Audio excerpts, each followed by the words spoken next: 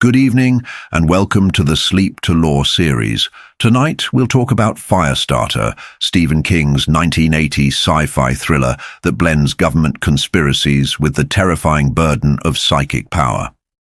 We're going back to the era of secret experiments and a father and daughter on the run from a shadow agency known only as The Shop. If you enjoy these nightly dives into horror history, please consider subscribing. As a new channel, every member who joins is helping to build this library of lore from the ground up. If you want to support these deep dives, click the join button below. Before we begin, I have a question for you. If you were born with a dangerous ability that you couldn't fully control, do you think you would try to hide from the world, or would you use it to protect yourself no matter the cost? Let me know your thoughts in the comments below. Now, let's follow the smoke. The pyrokinesis protocol. We begin on the hard pavement of New York City, amidst the chaotic rhythm of 3rd Avenue. It is 5:30 in the afternoon, a time when the city is a clogging artery of commuters. But for two specific pedestrians, the crowd offers no safety, only camouflage. A large man, dressed in scuffed corduroy and twill, grips the hand of a small girl. She wears red pants and a green blouse, a splash of color in the grey city, but her face is pale, marked by dark circles that speak of chronic exhaustion. They are running, not a sprint, but that desperate, power-walking pace of the hunted. A green car is crawling through the traffic behind them, pacing their movements with predatory patience. This is the mechanism of paranoia made real, the feeling that you are being watched, followed, and charted. For Andy McGee and his daughter Charlie, this isn't a delusion. It is their life. There is a profound psychological weight here. Andy is the adult, the protector, yet he is running on fumes. He carries the crushing burden of knowing that their pursuers, a shadowy government agency known as The Shop, are relentless. He suspects they have been tracking his patterns, the way his bank accounts vanished into thin air, the way his life is systematically dismantled whenever he surfaces. He realizes that the strange things, the supernatural occurrences that The Shop covets, are the very breadcrumbs leading the hunters to them. Andy is desperate for a tickle, a slang term he uses for the remnants of his psychic ability, the push. This power is a double-edged sword. It allows him to manipulate the minds of others, to nudge their reality into a shape that suits him. But the cost is biological and brutal. Every time he pushes, he suffers a cerebral hemorrhage, a tiny pinprick in the brain that results in blinding, incapacitating headaches. He is literally killing himself by inches to save his daughter. Cornered at 70th Street, with the green car disgorging two agents in business suits, young, fresh, and lethal, Andy makes a desperate gambit. He flags a taxi. As the agents rush forward, shouting, "Police!" Andy dives into the cab with Charlie. This is the moment of truth. He must use the push. He directs a gentle mental shove at the driver, planting a hallucination that the agents are actually chasing a non-existent black man in a checkered cap. It works. The driver, perceiving a reality that doesn't exist, drives away, leaving the agents stranded on the curb. Here we see the terrifying subtlety of Andy's power.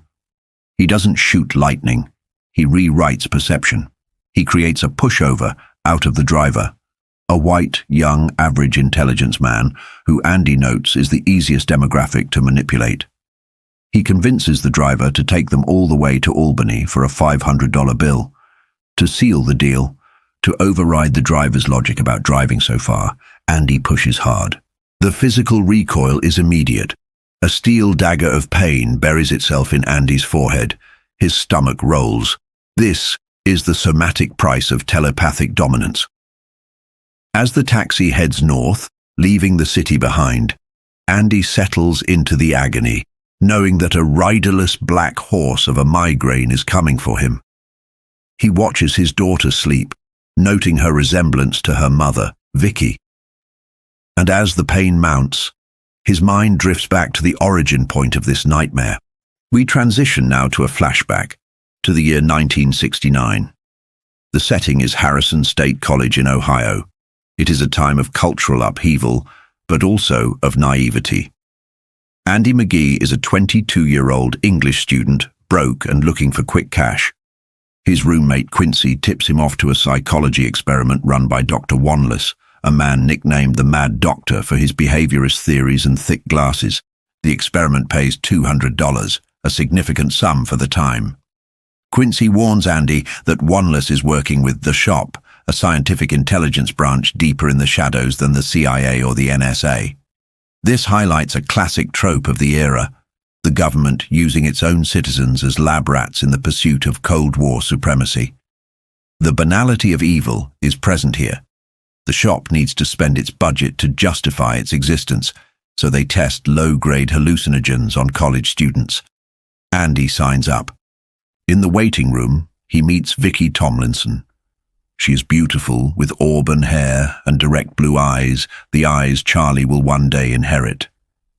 They share a meet-cute over a borrowed pen, unaware that this chance encounter is the sentence that will eventually doom them both. They bond over their skepticism and the need for money, deciding to face the experiment together. The experiment takes place in Jason Guierney Hall. 12 students are injected with a compound called Lot 6. It's a double-blind test. Some get water, some get the drug. As the chemical hits Andy's system, the narrative shifts into the surreal. The drug is a hypnotic and a mild hallucinogen, but for Andy and Vicky, it unlocks something dormant in the human potential. The description of the trip is fragmented and dreamlike. Reality bends.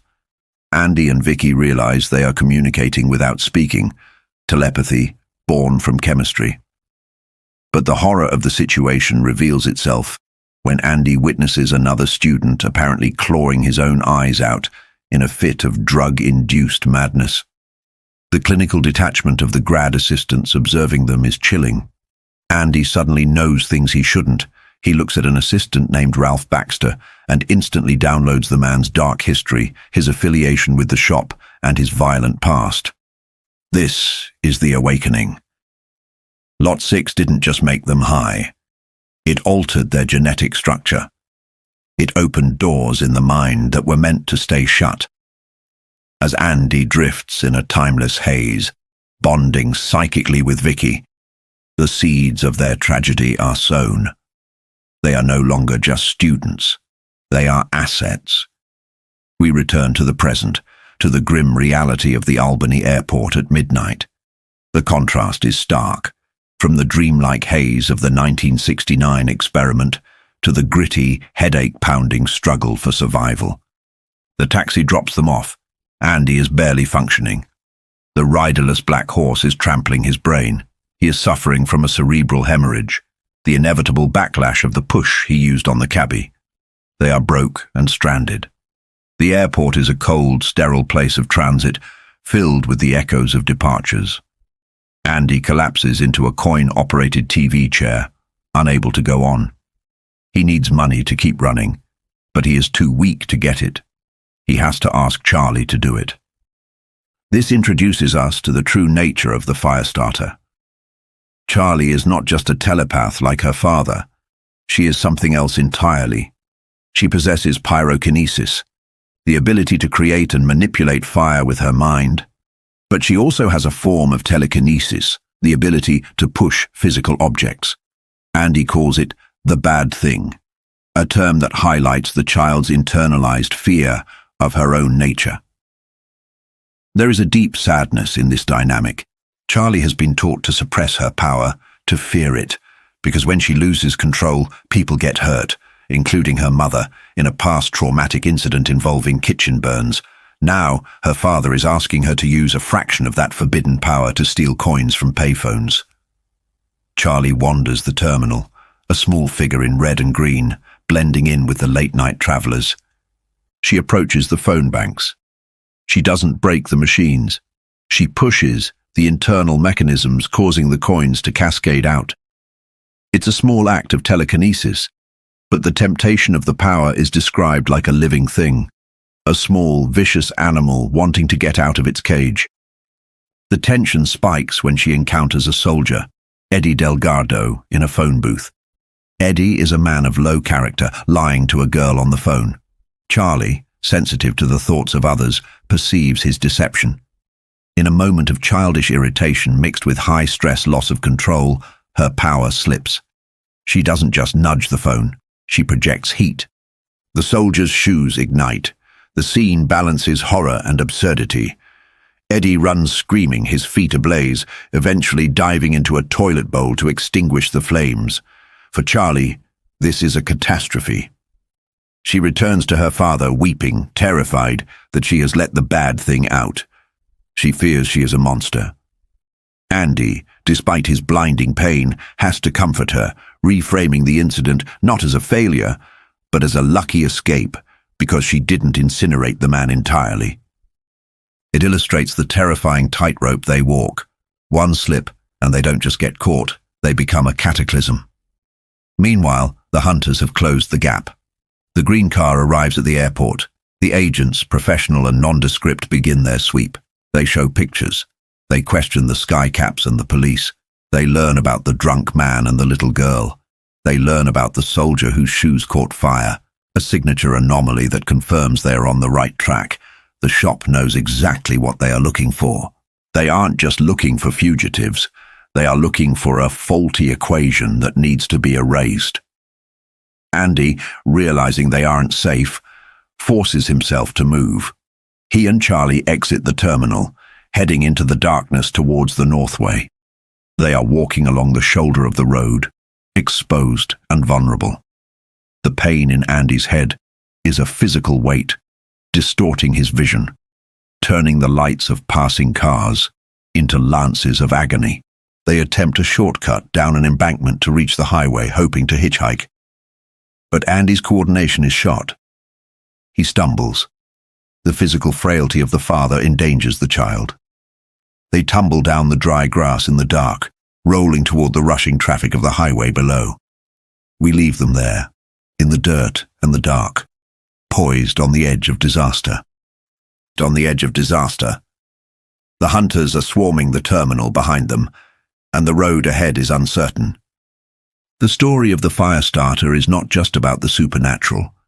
It is about the breaking point of the human body and spirit when crushed between the unstoppable force of the state and the immovable object of a father's love.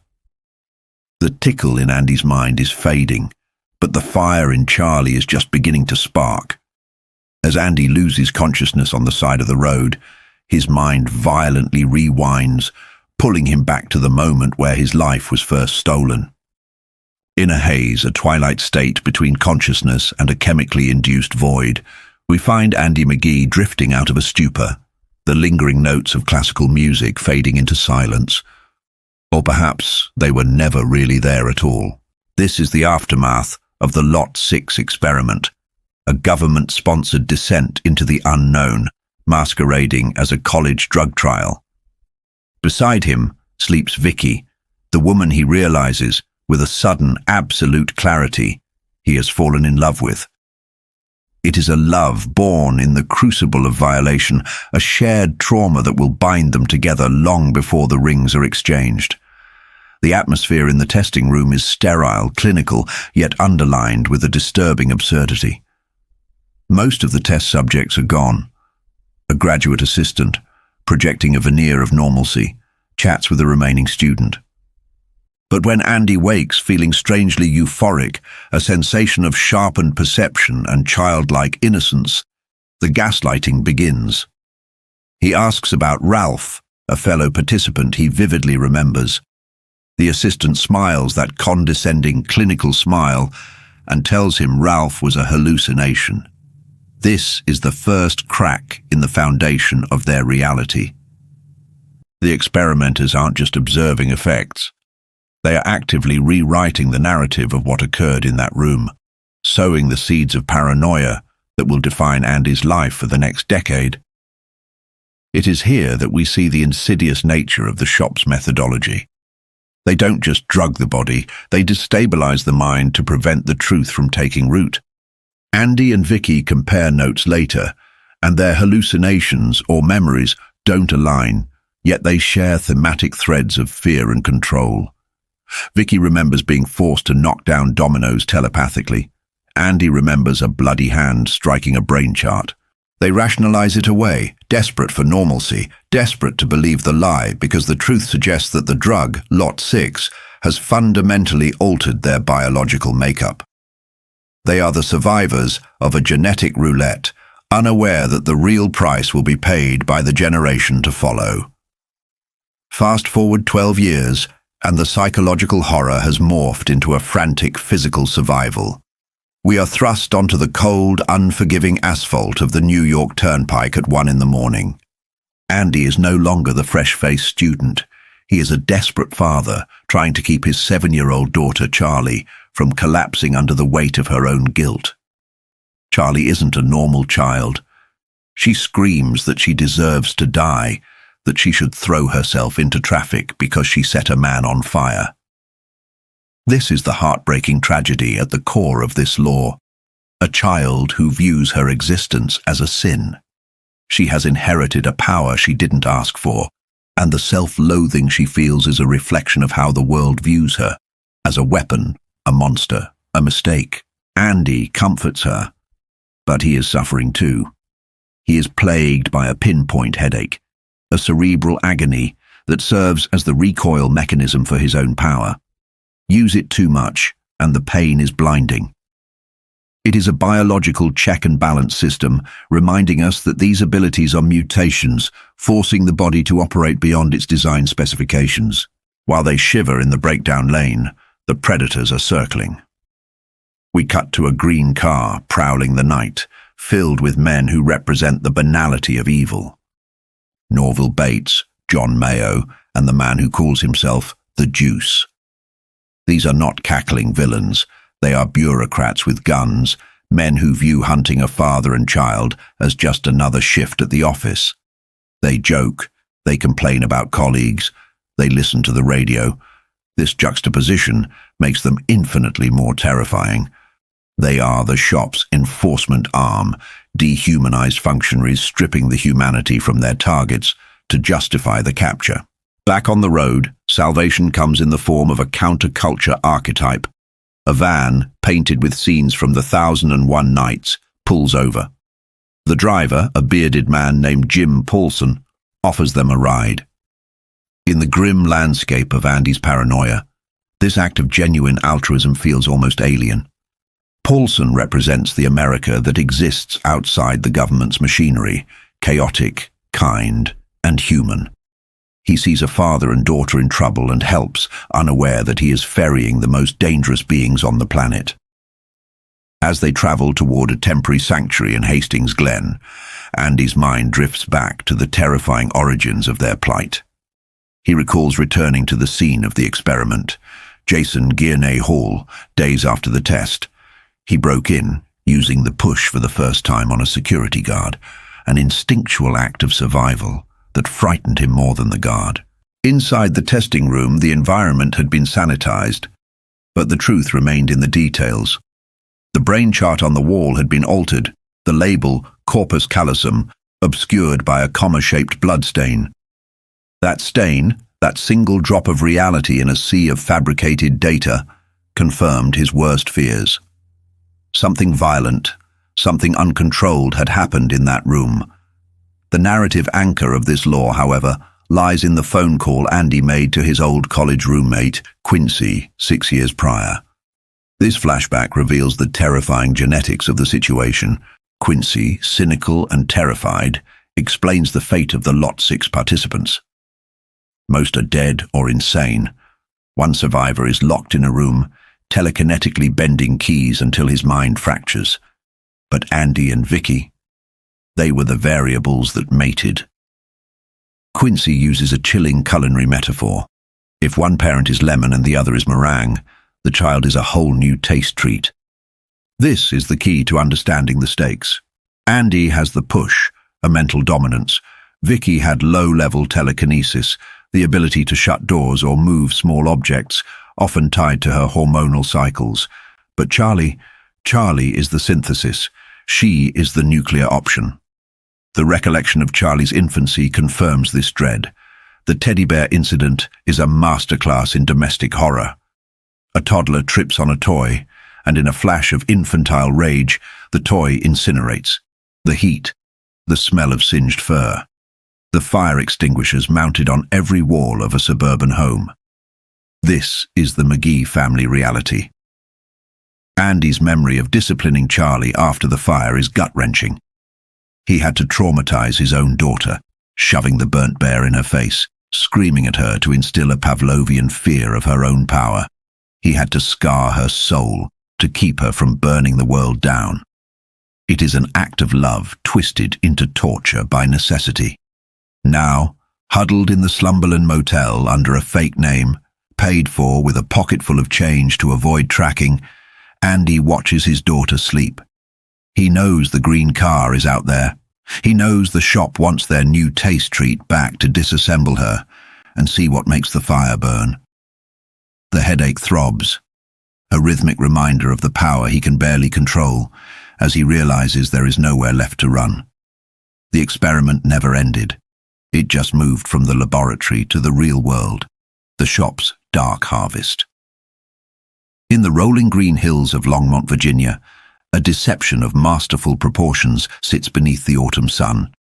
To the casual observer, the scene is one of pastoral southern elegance, two majestic plantation homes facing one another across manicured lawns, accompanied by a spotless red barn and a stable housing some of the finest horses in the state.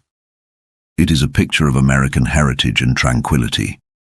But this is merely skin, a mask worn to hide the bone and muscle of a government machine known simply as the shop. This is not a farm. It is a fortress of intelligence and scientific overreach. The reality of Longmont is defined not by the white-trimmed stables, but by the perimeter. A double run of barbed wire encircles the estate, humming with a lethal electric current by night, a silent killer that claims the lives of rabbits, deer, and the occasional human intruder. Between these fences, Dobermans prowl, trained to avoid the wires that would cook them alive.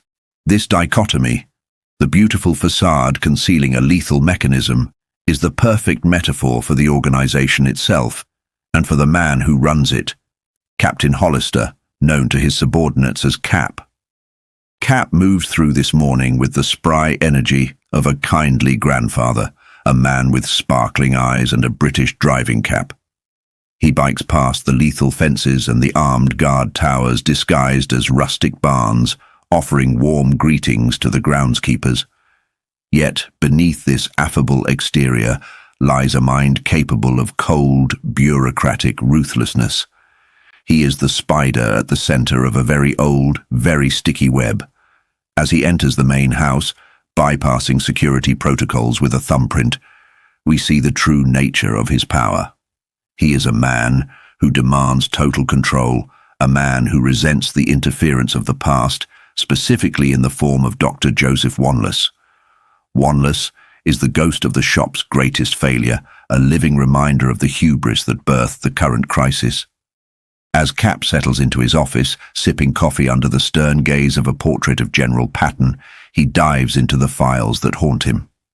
These are the records of Lot 6. To understand the terror gripping the shop, one must look back at the catastrophe of Lot 6. What began as a clinical trial using a synthetic pituitary extract to unlock latent psychic abilities quickly devolved into a nightmare of madness and suicide that the agency tried to bury. Yet amidst the wreckage of that project, two survivors, Andrew McGee and Victoria Tomlinson, did the one thing the shop hadn't accounted for. They fell in love and reproduced. Cap reviews the files, seeking a handle on the situation. The parents had developed abilities. Vicky possessed telekinesis, Andy a terrifying power of mental domination, the ability to push people into doing his will. But their daughter, Charlene, is something else entirely. She is the mutation, the evolutionary leap.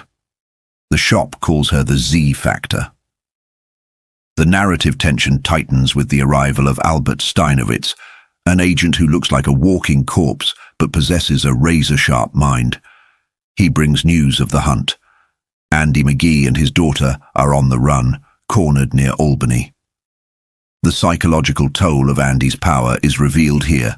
Using the push damages him physically, causing pinprick brain hemorrhages. He is a battery running out of charge. Steinowitz reveals a chilling artifact of Andy's desperation. A $1 bill that Andy pushed a cab driver to see as a $500 bill. This hallucination was so potent that even the shop agents hours later momentarily saw Ben Franklin's face on the single dollar. It is a testament to the terrifying, reality-bending nature of McGee's mind. There is a dark irony here noted by Steinowitz. Ben Franklin isn't even on the $500 bill. McKinley is. It proves that the push relies on the victim's belief, not reality. The hallucination suggests Andy is desperate, pushing too hard, perhaps dying. This gives Cap hope. If the father dies, the girl, the prize, can be collected. But the true weight of the horror is delivered by Dr. Wanless himself. The old scientist, now crippled by a stroke and leaning heavily on a cane, shuffles into Cap's office to serve as the voice of doom. Wanless is no longer interested in science. He is interested in survival. He demands that both Andy and the girl be sanctioned, a sanitized government euphemism for execution. Wanless argues that Cap is blinded by the potential weaponization of the girl, failing to see that she is a planetary threat. He draws a disturbing parallel between toilet training and fire training. Just as a child is conditioned to control their bladder through psychological pressure, Andy and Vicky had to condition their infant daughter to stop setting her crib on fire with her mind. They instilled a complex of fear in her to suppress the flames.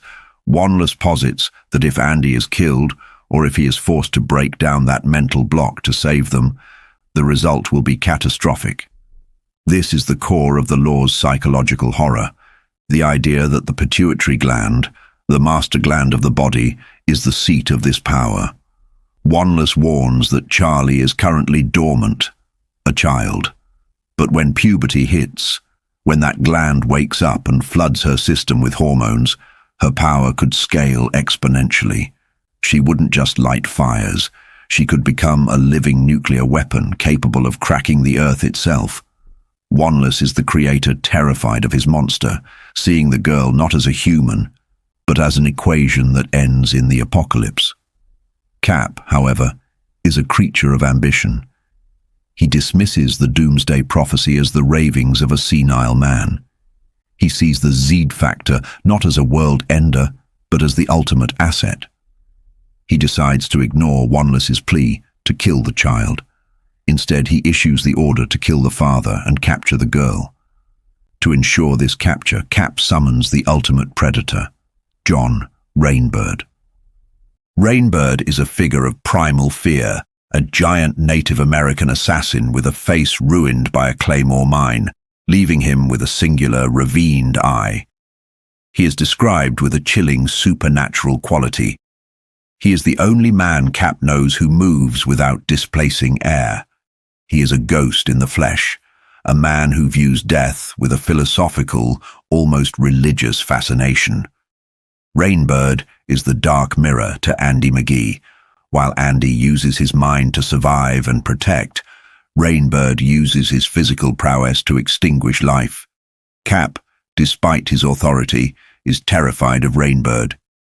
The assassin is an orc, a monster kept on a leash that is becoming increasingly frayed. The script ends with the machinery of the shop grinding into motion. The decision has been made. The kindly grandfather mask slips completely, revealing the cold calculator underneath. Cap sits alone in his office, dreaming of the power he will harness once he has the girl. He imagines Andy McGee's mental domination used to topple foreign governments, unaware or uncaring of the fire he is inviting into his house. The phones are tapped, the roadblocks are set, and the monsters are loose. The hunt for the Firestarter has moved into its final, lethal phase, the Inferno at the Mander's farm. The morning sun over the Slumberland Motel was a deception. It washed the world in a crisp, blameless autumn blue, the kind of light that promises fresh starts and clean slates. But for Charlie McGee, sitting on the edge of a cheap motel bed, the light served only to illuminate the stain of her own guilt. She was 7 years old, and she was already carrying a burden that would crush most adults. The previous night was a jagged memory of fear and heat. She'd set a man's shoes on fire. It hadn't been malicious, not truly, but the result was the same. The bad thing had gotten out. To understand Charlie, you have to understand the terrifying duality of her existence. To the world, she was a little girl who loved her teddy bear and wanted her daddy to be happy. But inside, she harbored a force of nature, a sleeping dragon that fed on her emotions. When the fear or anger became too great, the dragon woke up. She went to the shower, turning the water hot, scrubbing at her skin as if she could wash away the badness. The psychology of the child here is heartbreaking. She equates her survival instinct, the very power that keeps her and her father alive, with sin. She remembers the bad thing, not as a power, but as a smell.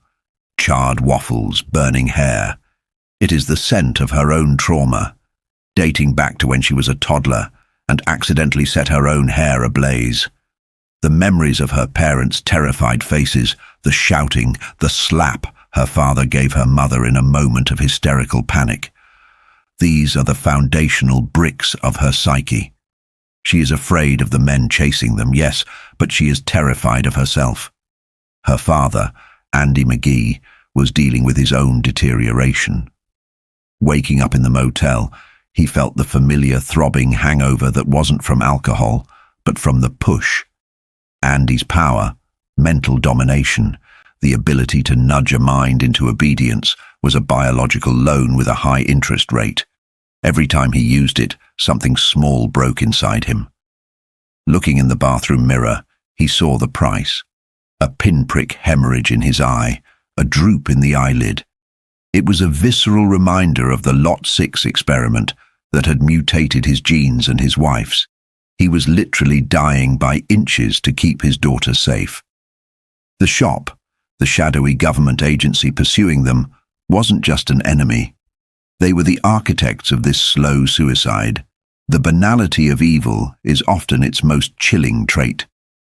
While Andy and Charlie tried to piece themselves together, shop agents were descending on the nearby town of Hastings Glen. These weren't cackling villains in dark cloaks. They were men like Orville O.J. Jameson and Bruce Cook, driving nondescript cars and wearing off-the-rack suits. They bullied a waitress at a local diner, threatening her with prison, spilling coffee on the floor just to prove dominance. It highlights the vast, cold machinery of the state, men who view cruelty as just another line item on a bureaucratic checklist. They were hunting the McGees not as people, but as assets, biological curiosities to be dissected and filed away. When Andy and Charlie checked out of the motel, they were stepping into a trap that was slowly closing. They needed to move, but they had no vehicle. Andy, desperate and exhausted, made the decision to hitchhike. It was a gamble, the kind of devil-you-don't-know calculation that fugitives are forced to make. They were picked up by Irv Manders, a local farmer in a battered truck.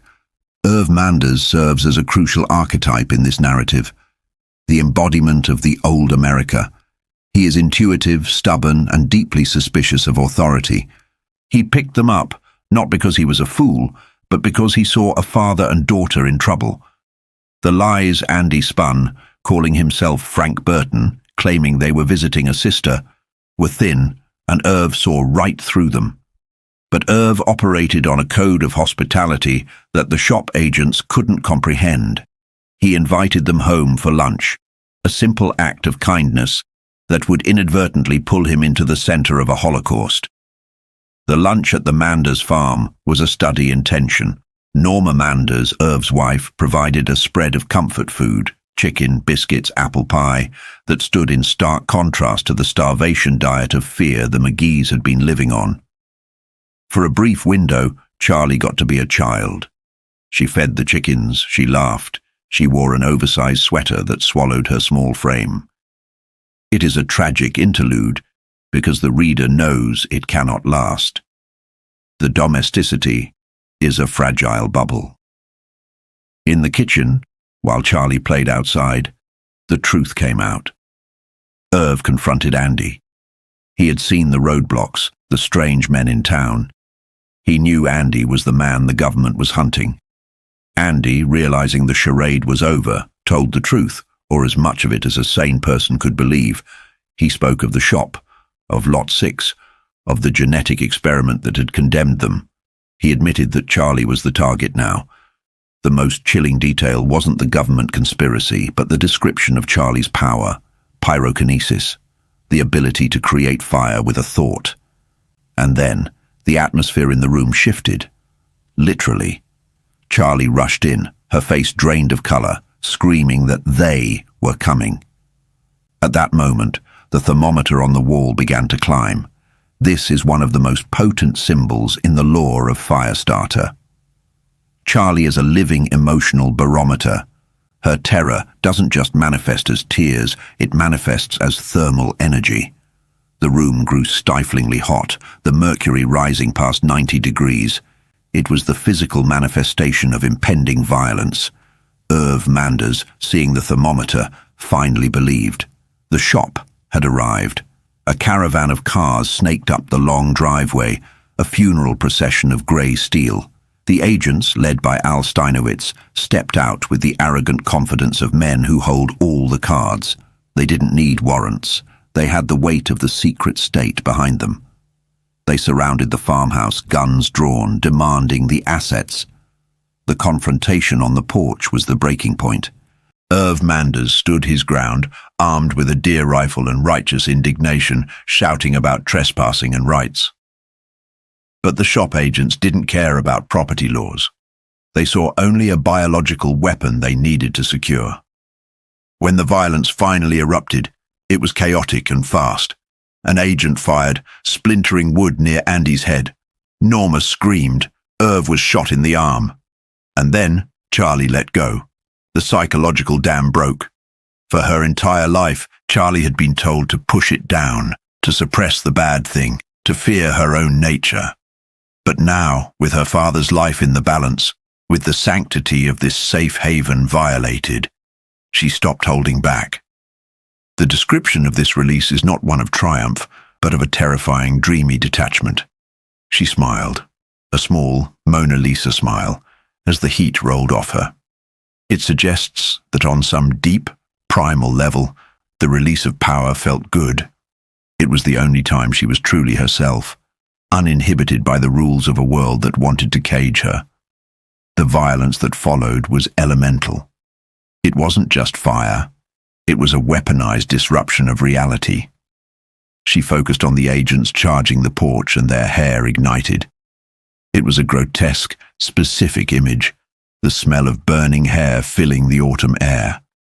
Al Steinowitz, the field commander, realized too late that the intelligence reports were woefully inadequate. He tried to negotiate, but he was talking to a force of nature. The death of Al Steinowitz is a pivotal moment in the lore.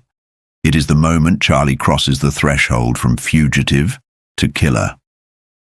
The heat hit him like a physical blow. He didn't just burn, he melted.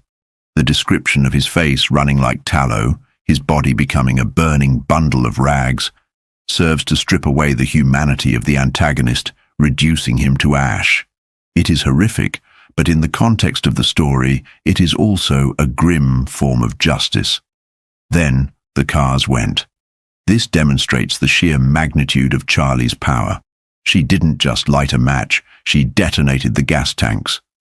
One by one, the government vehicles exploded, tossing agents like ragdolls.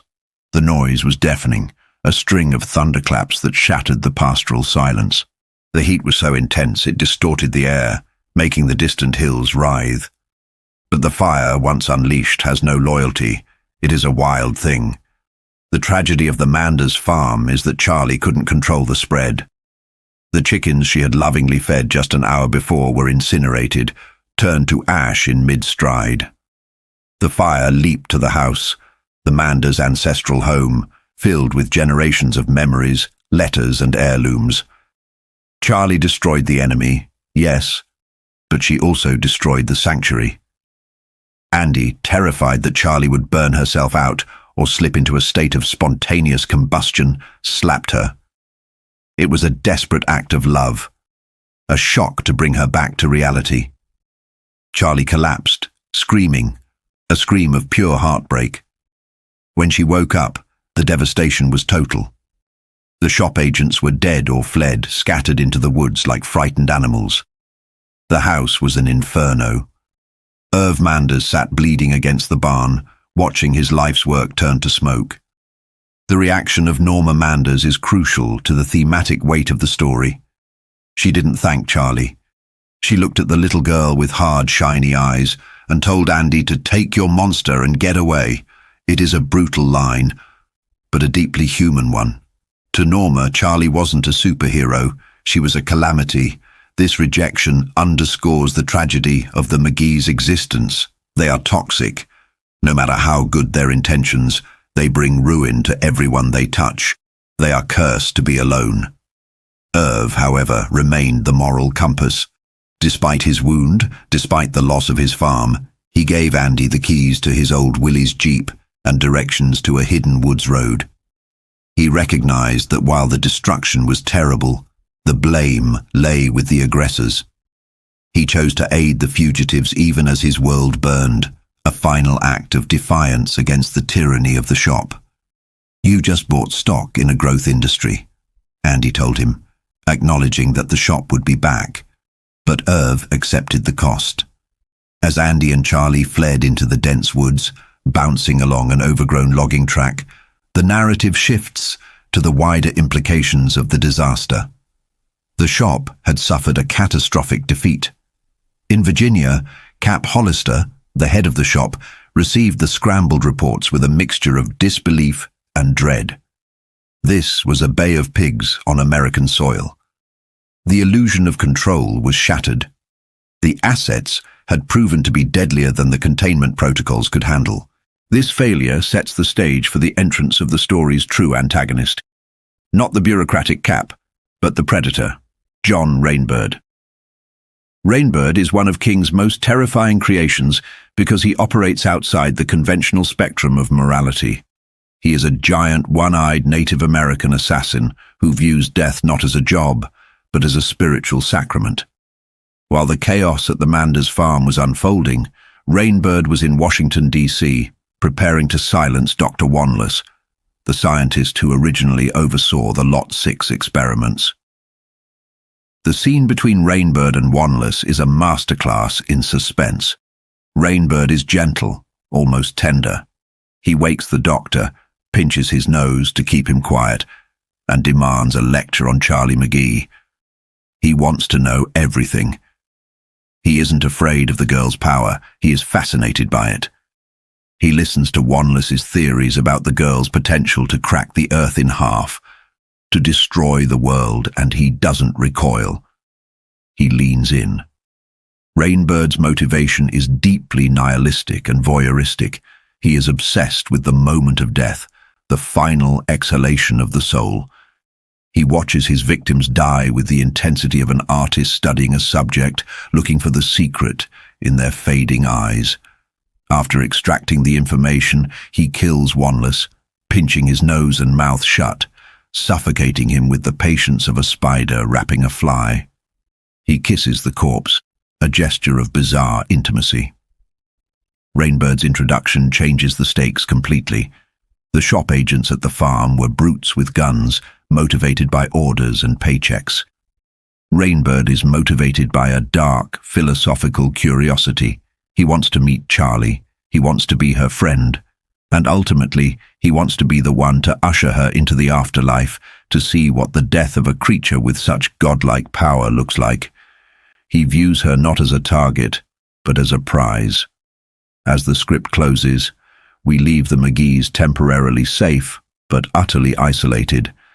They have escaped the fire, but they are driving deeper into the wilderness, traumatized and exhausted.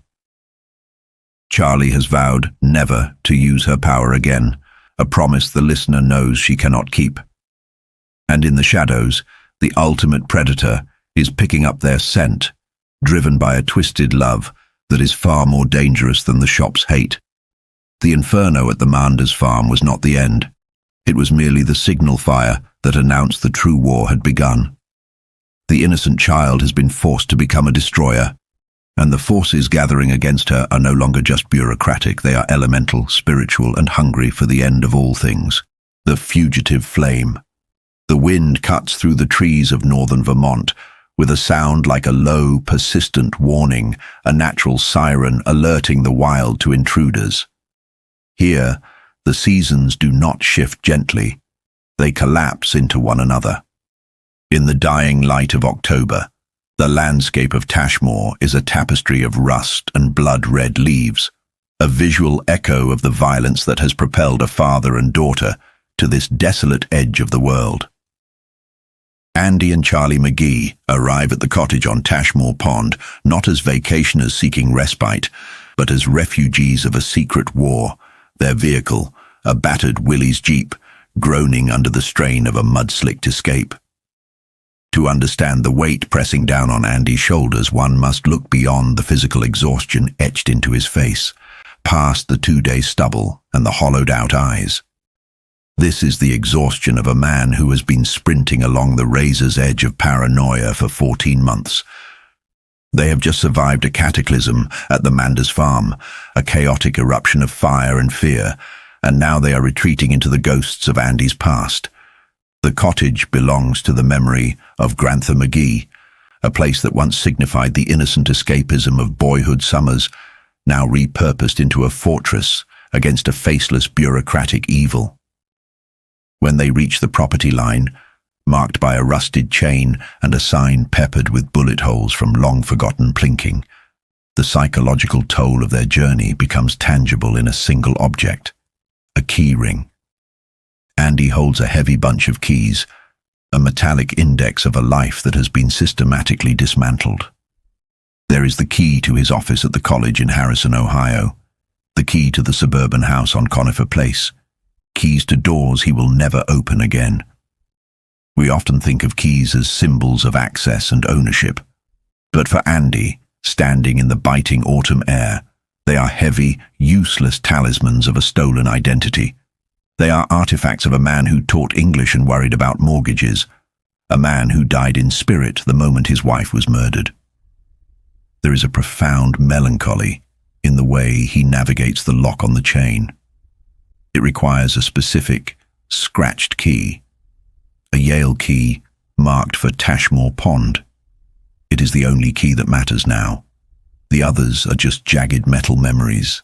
This moment highlights the jarring disconnect the fugitive feels.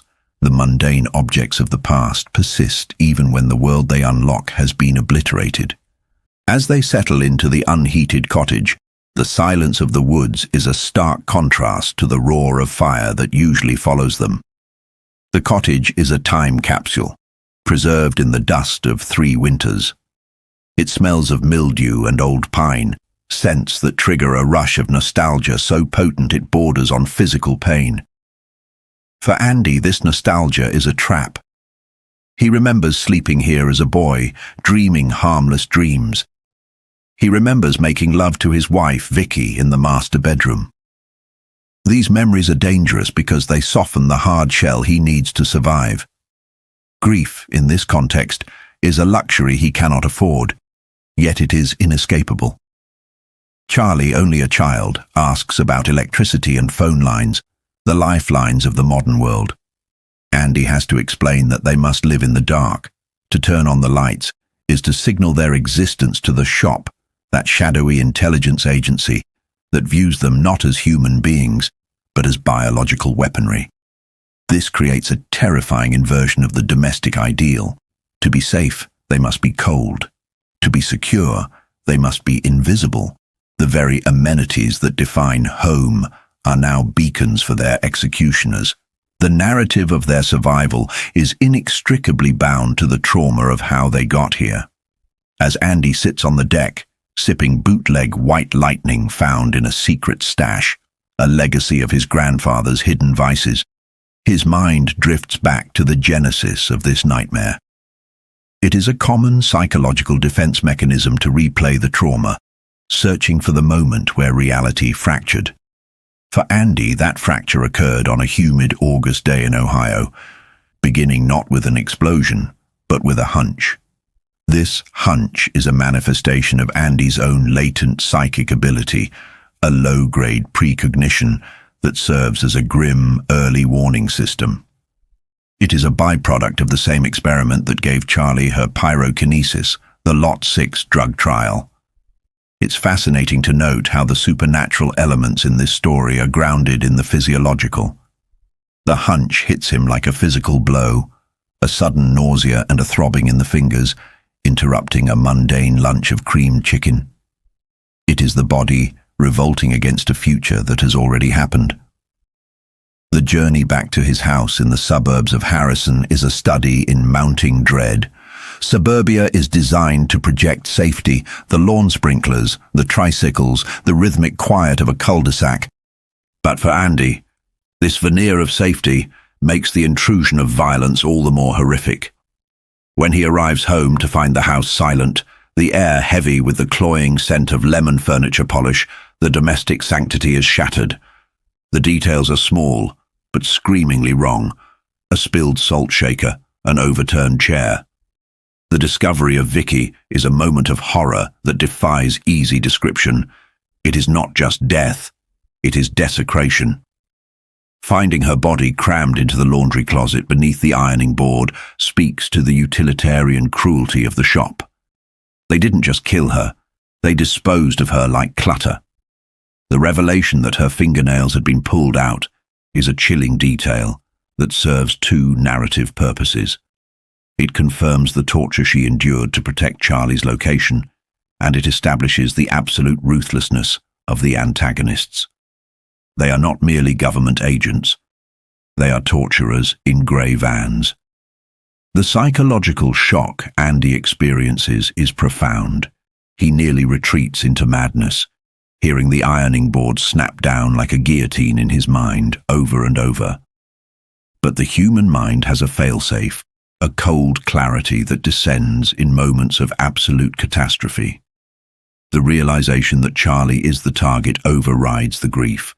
This is the primal drive of the parent. The biological imperative to protect the offspring suppresses the emotional collapse of the partner's death. He kisses his wife's cold lips, a final farewell, and then the soldier within him takes over. The subsequent chase to retrieve Charlie from the kidnappers is a masterclass in the mechanics of the push, Andy's psychic power. The push is not a magic spell. It is a transaction of pain. To dominate another mind, Andy must pay a physical toll, represented by pinpoint hemorrhages in his brain, the pinprick hemorrhages that will eventually kill him if he overuses the ability. It is a power of diminishing returns. When he tracks the shop agents to a roadside rest area, we see the terrifying potential of his mind. The confrontation at the rest stop reveals the fragility of perceived reality. To the unsuspecting families eating picnics, the scene is merely an argument. But in the psychic spectrum, it is a battlefield. Andy confronts the agents holding his daughter, and he unleashes his will. He convinces a man holding a gun that the weapon is red hot, blistering his hand with a psychosomatic burn. He strikes another man blind with a single sentence. This creates a disturbing philosophical question. If the mind can be convinced of physical injury so deeply that the body manifests blisters, what is reality? Andy essentially hacks their nervous systems, but the cost is immediate. The black horse, Andy's metaphor for the blinding migraines that follow a push, comes galloping out of the dark stables of his mind. He is damaging his own physiology to save his daughter, sacrificing his long-term survival for her immediate safety. The escape from the rest stop leads to a motel room, a temporary sanctuary that becomes the setting for another heartbreaking display of power. Charlie, overwhelmed by the realization of her mother's death, cannot process the grief with tears alone. Her power, pyrokinesis, is emotionally linked. It is the externalization of internal turmoil. When the reality hits her that mommy isn't coming, the bathroom explodes in heat. The tiles crack, the porcelain fuses, the towels smolder. This scene is a poignant metaphor for the destructive nature of repressed trauma. A child's grief is already a volatile force. In Charlie's case, it is literally incendiary. Andy holding her in the ozone-scented, heat-blasted ruin of a Best Western bathroom is the defining image of their relationship. A father trying to contain a force of nature with nothing but a hug and empty promises that it will be all right. He is the dam trying to hold back a tidal wave of fire. Back in the present, winter descends on Tashmore Pond, sealing Andy and Charlie in a world of white silence. The cottage becomes a cocoon, but one that is freezing and fraught with danger. The harshness of the Vermont winter serves as a reflection of their isolation. They are besieged by the elements, just as they are besieged by the government. The cold is an enemy that doesn't sleep. The Willys Jeep freezes solid, the food supplies dwindle, and the threat of illness looms constantly. There is a primitive regression in their lifestyle. Andy, the former academic, becomes a thief. He skis across the frozen lake to break into summer cottages, stealing canned goods and small amounts of cash. This moral compromise is necessary for survival, yet it eats at him. He is wearing his grandfather's clothes, literally and metaphorically stepping into the shoes of a tougher, harder generation. But even Grantha's boots don't fit quite right. He has to stuff the toes with newspaper. It's a subtle nod to his feeling of inadequacy. He is an intellectual trying to play the survivalist, a man of words forced into a world of brutal action. The relationship between father and daughter during these long, dark months is a delicate dance of protection and fear. Charlie is growing, changing. She is nearly 8 years old, and the spectre of puberty looms, a biological shift that could make her unstable powers even more volatile. Andy watches her with a mixture of love and terror. He knows that the bad thing at the Mander's farm was just a preview. If her hormones begin to fluctuate, if her emotional landscape becomes the chaotic storm of adolescence, she could become a nuclear event. There is also the crushing guilt Andy carries regarding the salt, malt superstition of his ancestors, the idea that you can ward off bad luck. But luck has abandoned them. He realizes that keeping Charlie hidden is not a long-term solution. It is a slow death. The isolation is damaging her social development, making her a freak, not just biologically, but socially. He begins to formulate a plan, a desperate gamble to use the one weapon the shop fears most, the truth. This leads to the tragic climax of their winter exile, the letter-writing campaign. Andy spends hours crafting detailed accounts of the Lot 6 experiment, the murder of Vicky, and the kidnapping attempts. He writes to major newspapers and senators, believing in the power of the press and the democratic system. It is a heartbreakingly naive hope. He assumes that the system is broken but fixable, not realizing that the system is functioning exactly as it was designed, to protect itself. The act of mailing these letters is fraught with tension. Andy skis across the cracking ice of the lake, a perilous journey that mirrors the fragility of his plan. The physical danger of the thinning ice, the loud reports and groans of the shifting surface, parallels the shifting ground of his safety. When he drops the letters into the mailbox in the small town of Bradford, he feels a surge of relief, a belief that he has finally taken the offensive. He buys a birthday card for Charlie, a small gesture of normalcy in a life stripped of it. But the tragedy of Firestarter lies in the omnipotence of the antagonist. The shop is not just a group of men in a van. It is a pervasive, all-seeing eye. The scene where the letters are intercepted is one of the most chilling in the narrative because of its banality. The postman, Robert Everett, is a simple man doing his job.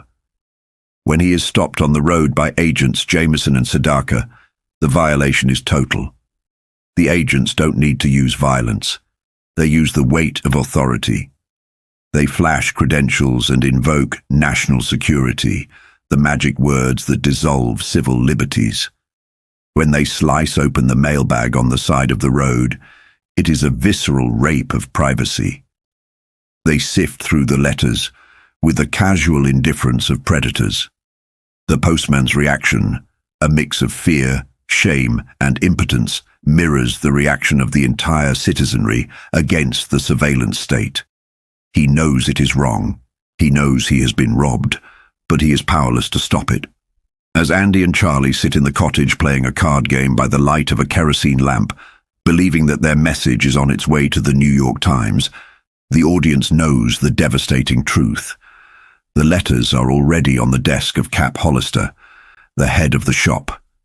The message in a bottle has been caught in the net before it even reached the ocean. This dramatic irony underscores the central theme of their existence. There is no exit. The illusion of safety they built in Grantha's cottage is just that, an illusion. The winter has bought them time, but it has not bought them freedom. The walls are closing in, and the silence of the Vermont woods is about to be broken again. The narrative of Andy and Charlie is a study in the claustrophobia of the hunted. Every decision Andy makes is calculated to buy one more day, one more hour. But the black horse of his own deteriorating brain and the relentless machinery of the shop ensure that the clock is always ticking louder than his heartbeat. The tragedy is that Andy is a man of logic trying to outmaneuver a monster that defies logic. He believes that if people just knew, the nightmare would end. But in the world of the shop, knowledge isn't power. It's a death sentence. As the ice on Tashmore Pond begins to rot with the coming spring, so too does their sanctuary. The seasons turn, indifferent to their plight. The protective spirit of Grantha McGee, the memories of a happier past, the thick walls of the cottage. None of it is enough. The fire that lives inside Charlie is waiting to be unleashed, and the men in the beige cars are closing the distance. The fugitive flame burns bright in the cold darkness, but the winds are picking up, and soon the whole world will smell of smoke. The eye of the assassin. On a rain-swept March afternoon, the head of the shop, Cap Hollister, sat in his office paralyzed by a specific, gnawing dread. It was the birthday of Charlie McGee, the fugitive child who had become the agency's white whale. But Cap's anxiety wasn't just about the elusive girl.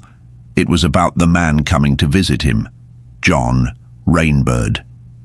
In the shadowy corridors of intelligence, Rainbird was less a man and more a force of nature, an ungovernable hitman who Cap suspected would eventually detonate, taking everyone around him into the abyss.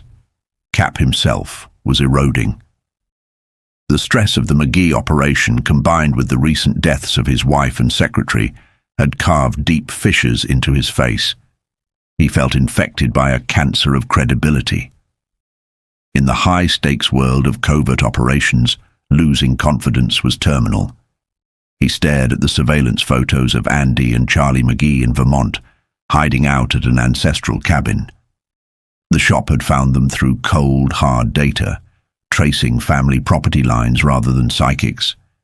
They had the targets under passive surveillance, waiting for the ice to melt, waiting for the trap to snap shut.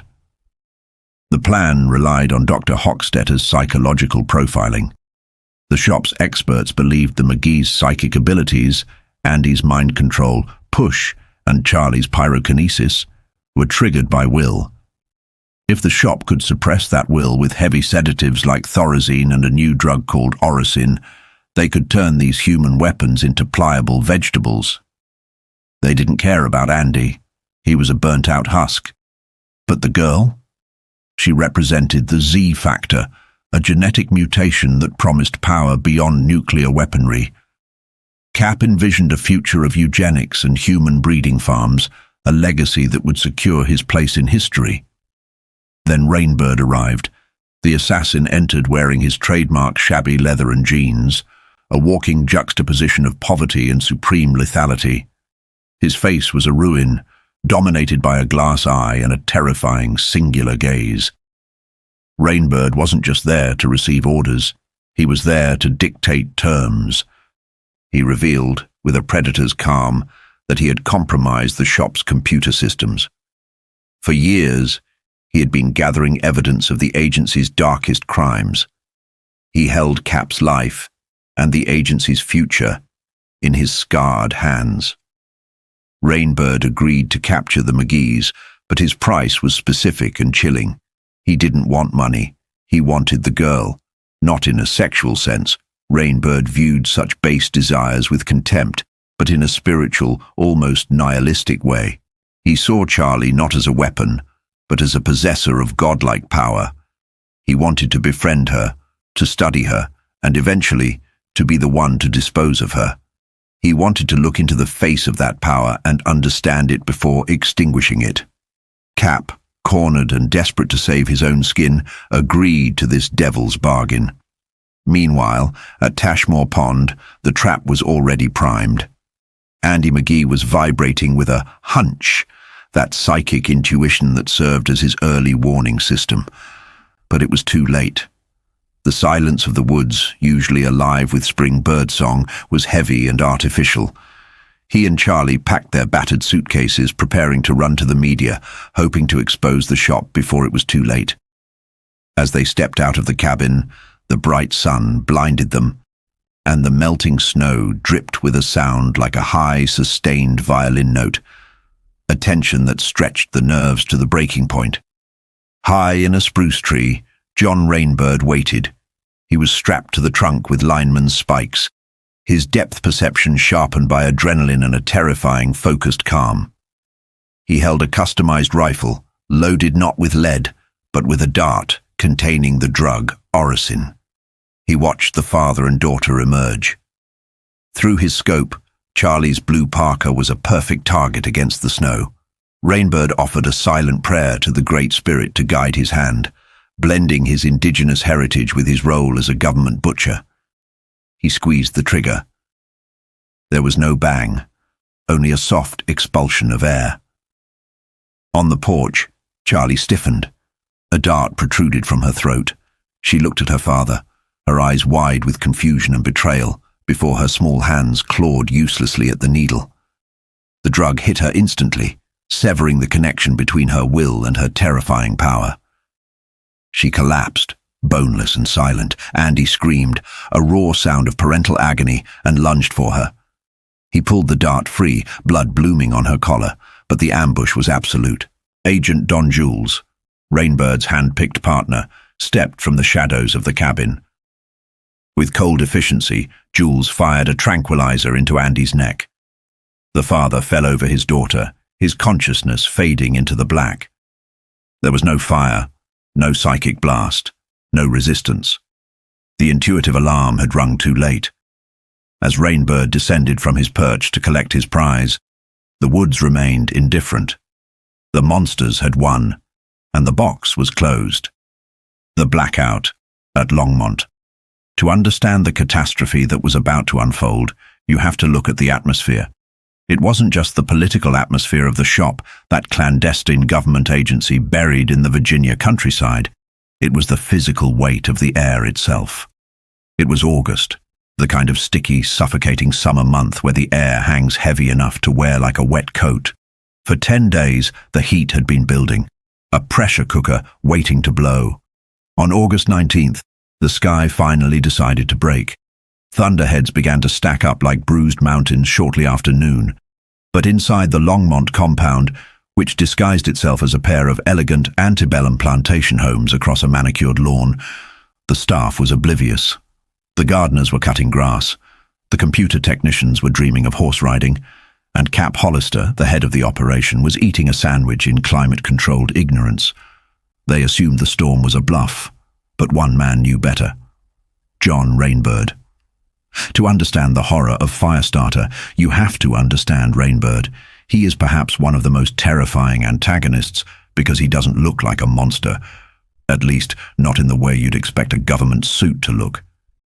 He was a giant of a man, a Native American with a ruined face, the left side of it destroyed by a Claymore mine in Vietnam. He wore an eye patch, not for vanity, but for effect. Rainbird drove a rust bucket Thunderbird to work, parking in the lot reserved for the lowest level employees, the spear carriers. But this was theatre. Rainbird was a high-level assassin, a man with VIP clearance who drove a Cadillac in his off hours. He was playing a role. He dressed in the white uniform of a lowly orderly, pushing a broom, making himself invisible. In the rigid hierarchy of the shop, no one looks at the janitor. If you are a scientist or an administrator, the guy mopping the floor is just furniture. And that is exactly where Rainbird wanted to be, unseen, watching, waiting. He was hunting.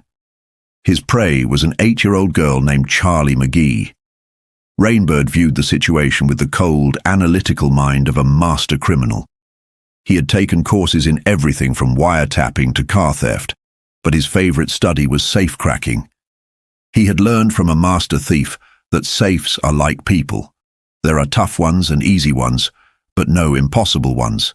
You just have to find the right leverage. Charlie was a tough safe. The shop's doctors and psychiatrists were trying to brute force her. They were trying to drug her into submission, to force her to use her pyrokinetic powers, her ability to start fires with her mind, by showing her ink blots and analyzing her fire conflict. Rainbird thought they were fools. They were trying to peel the safe from the back with explosives, which, as any good thief knows, destroys the money inside. Rainbird wanted the girl intact. He wanted to win her trust.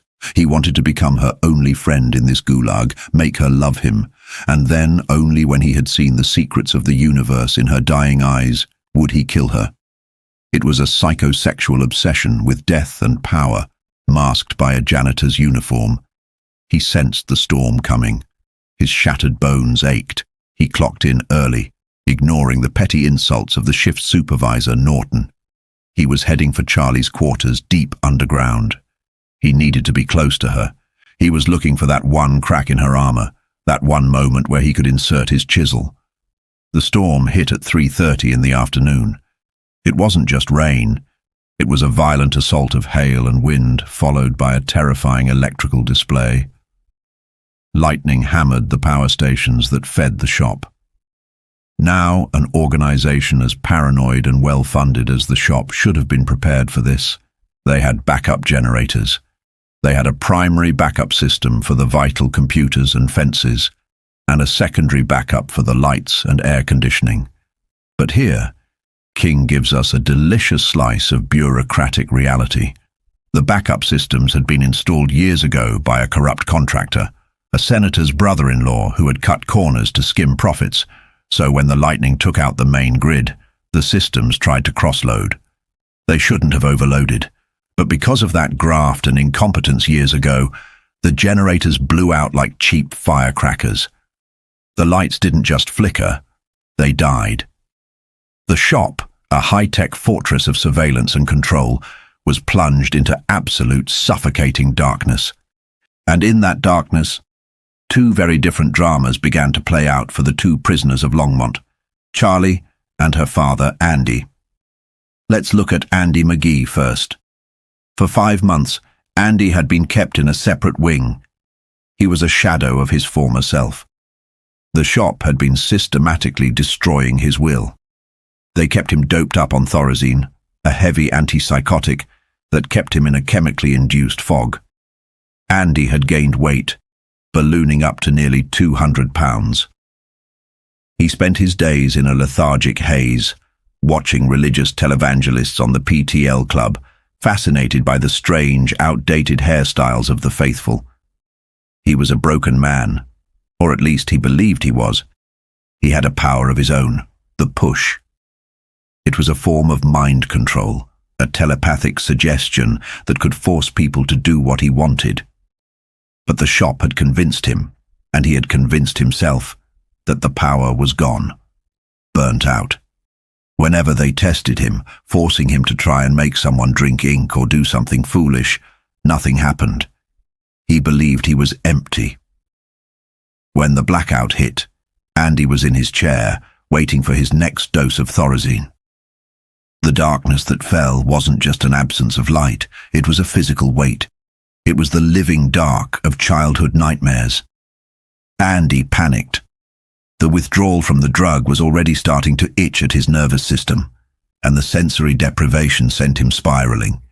He wasn't a hero in that moment. He was a terrified addict. He tried to move, to find a ginger ale, and ended up crashing into furniture, barking his shins, knocking over lamps. He screamed for help, but the electronic locks had sealed the doors. He was trapped in a black box. He crawled around on the floor, weeping, convinced the facility was on fire and that he had been left to burn. It's a pathetic image, and purposefully so. We need to see how low Andy has sunk to understand the climb he's about to make. He ended up huddled against the refrigerator, sitting in a puddle of spilled ginger ale, shaking in the dark. But then, something happened. A signal cut through the panic. He had a hunch, a sudden, violent intuition that Charlie was in danger. Now, Andy hadn't had one of these flashes since before his wife was murdered. He thought that part of his brain was dead, but the image of Charlie was so clear, so urgent, that it snapped him out of his self-pity. He realized that while he was cowering about the dark, his daughter was somewhere in this same blackness, alone. The panic receded, replaced by a strange clarity. He managed to clean himself up in the dark, finding fresh clothes by touch. He sat on his bed, the craving for the drug warring with this new, sharp anxiety for his child. He drifted into sleep, and this is where the psychological landscape shifts. He had a dream. In the dream, he was wandering through a deserted, ruined version of the shop. He was carrying a heavy box marked with a skull and crossbones. He didn't know what it was, only that he had to get rid of it. He was guided by a memory. Mrs. Gurney. Mrs. Gurney was a woman from his past, a client he had helped when he was running a weight loss clinic. He had used his push to give her subconscious nudges, helping her overcome her food addiction not with force, but with gentle mental reprogramming. She had been a success story. In the dream, she appeared to help him carry this heavy, toxic box to a disposal chute. He dumped the box. But it wasn't poison inside. It was thousands of blue thorazine pills. When Andy woke up in the dark, he had a headache. But not just any headache. It was the headache. The chromium-bright, splitting pain that only came when he used the push. He realized with a jolt of terrifying clarity, he had pushed himself. While he slept, his subconscious, the muscle that moves the world, had done what his conscious mind couldn't. It had reprogrammed his own addiction. He sat there in the dark, waiting for the withdrawal shakes, the craving for the blue pill, and felt nothing. He was clean. The empty gun was loaded again. This is a brilliant narrative turn. The shop thought they had broken him, but by isolating him in the dark, they inadvertently forced him to perform psychic surgery on himself. He wasn't just a junkie anymore. He was a weapon that had just taken its safety off, but he knew he had to play it cool. When the lights came back on, he would have to act the vegetable. He would have to pretend to be the fat, useless, drugged-out Andy McGee, all while plotting their escape. But while Andy was having his epiphany, a much more sinister scene was playing out in Charlie's quarters. This is the emotional core of the blackout. Rainbird had been in Charlie's room pretending to clean when the power died. Charlie was sitting in the bathroom, the only place she felt a semblance of privacy. She was a lonely, frightened child.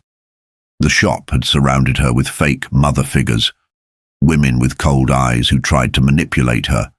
The only person who seemed real to her, who seemed harmless, was the janitor with the eye patch. He was ugly, he was scarred, but he was quiet. He didn't ask her to light fires. He just mopped the floor and talked about his bowling scores. When the lights went out, the electronic locks on the bathroom door jammed, just like the main doors. Rainbird was trapped in the apartment with her, and Rainbird, the master actor, seized the moment. He knew Charlie was scared, but he also knew that if he acted scared, she would instinctively try to comfort him. It's a twisted exploitation of a child's natural empathy. From the darkness of the living room, Rainbird began to whimper. He knocked over furniture on purpose. He cried out, "I can't stand the dark. Let me out." Charlie, overcoming her own fear, came out of the bathroom to find him. She found the giant man cowering on the floor. She took his hand. And then Rainbird spun the web. He told her a story. He told her about Vietnam. He mixed truth with lies to create a perfect emotional hook.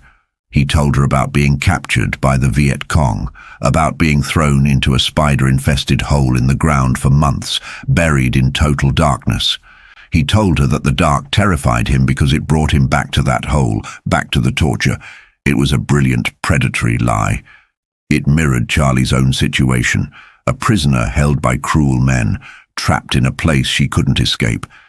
She felt an immediate, profound kinship with him. He wasn't a jailer. He was a fellow victim. In the pitch black, holding the hand of the man who planned to kill her, Charlie opened up. She poured her heart out. She told him about her father, about the men she had accidentally killed with her fire, about her guilt, about her refusal to ever light a fire again because it felt too good, like a living thing she couldn't control. Rainbird listened, and in his mind, he was smiling. He was the safecracker who had finally heard the tumblers click. He had found the leverage. She wasn't holding back because she couldn't do it. She was holding back because she was afraid of enjoying it. She was afraid of the bad thing inside her. He realized something else too. He actually liked her. In a sick, distorted way, he admired her strength. He felt that they were two of a kind, monsters created by circumstances, freaks in a world of normal people. This made his resolve to kill her even stronger. It wasn't just a job anymore, it was a destiny.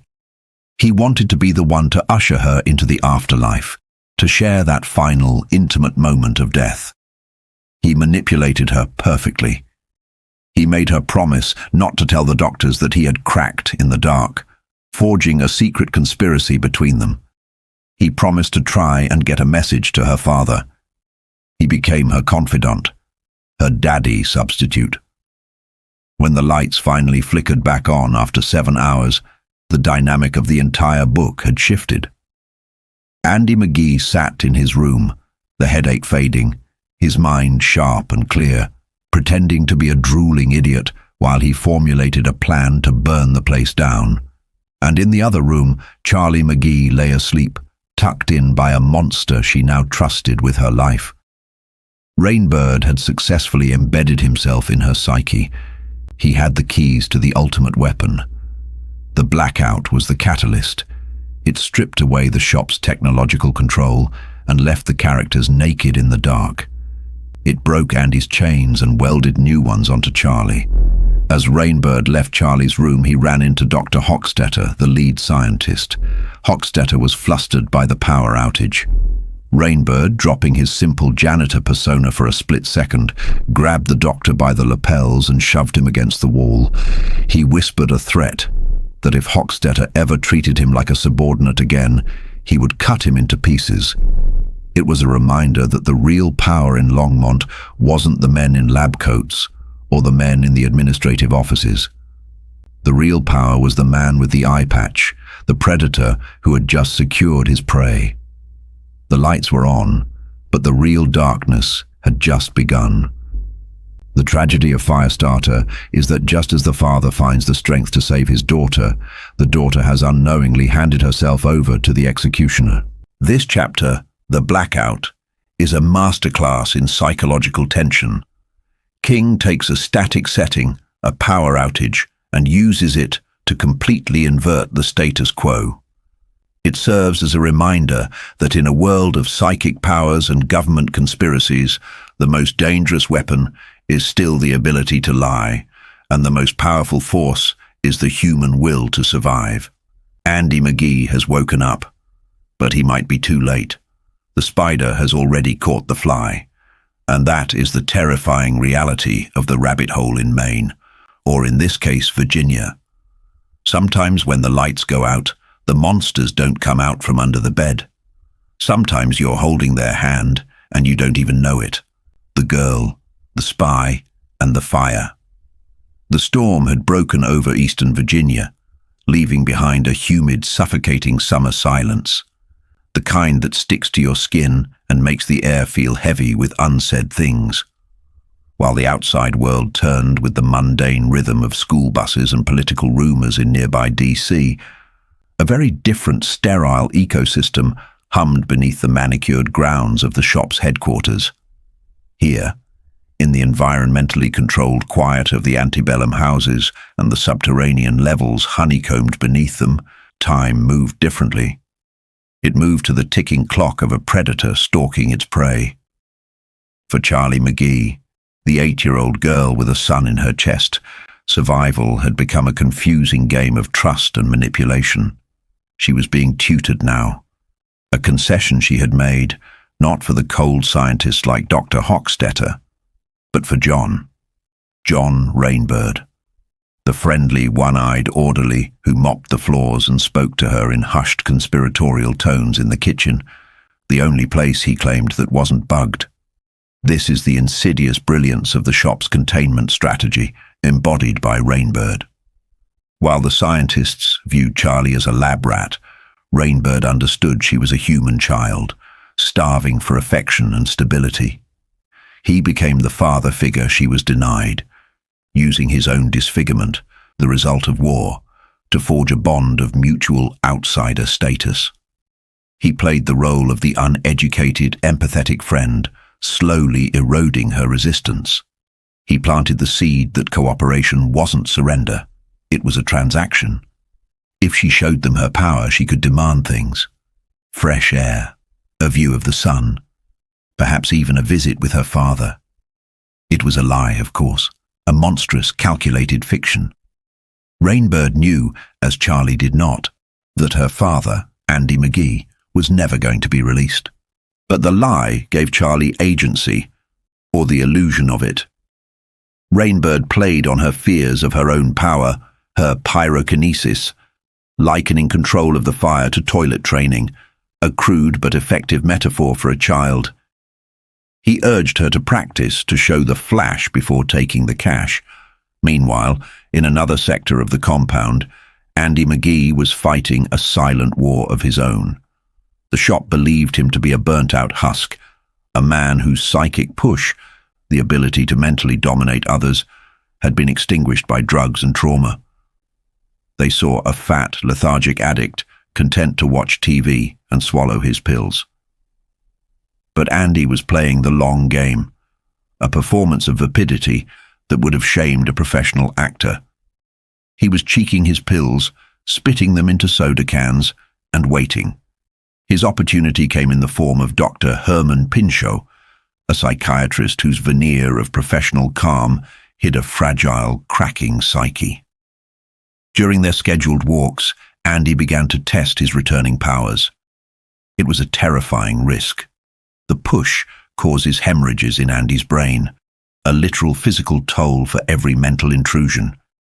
But he chipped away at Pinchot. He didn't just give orders, he planted associative triggers, subtle psychic landmines buried in Pinchot's subconscious.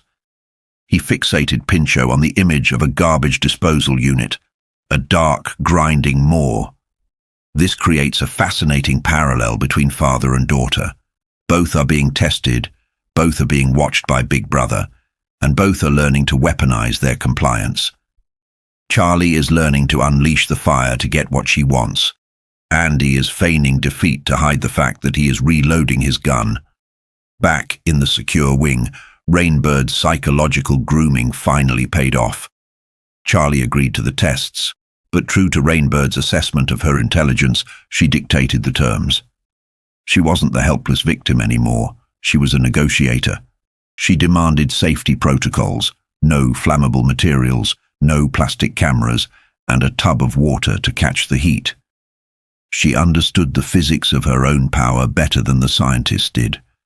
The test itself was a revelation, a moment where the clinical detachment of the shop shattered against the reality of what they had captured. Hochstetter, the lead scientist, expected a spark. What he got was a glimpse of hell. Charlie didn't just light the wood chips. She unleashed a kinetic shove of pure heat. The steel walls rippled like liquid. The temperature in the room spiked thousands of degrees in a split second. She boiled a bathtub of water into steam in moments, and then, just as quickly, she pulled it back. She dumped the excess energy into the water, grounding the lightning. The reaction in the observation booth was panic. The scientists were terrified. They realized they weren't dealing with a simple biological anomaly. They were holding a nuclear weapon in the shape of a little girl. Only Rainbird remained calm, watching with a small, satisfied smile. He saw the potential for destruction not as a threat, but as a validation of his endgame. He knew that eventually he would have to kill her. He planned to be the one to look into her eyes as the light went out, a final act of intimacy in a relationship built entirely on betrayal. Following the test, the dynamic shifted. The scientists, led by the erratic Hochstetter, were ecstatic with the data but terrified of the subject. They wanted to lock her down. Rainbird, however, intervened. He argued for the carrot. They had to keep her happy to keep her cooperative. The reward was freedom of a sort. Charlie was allowed to visit the stables. There, she met Necromancer, a black gelding.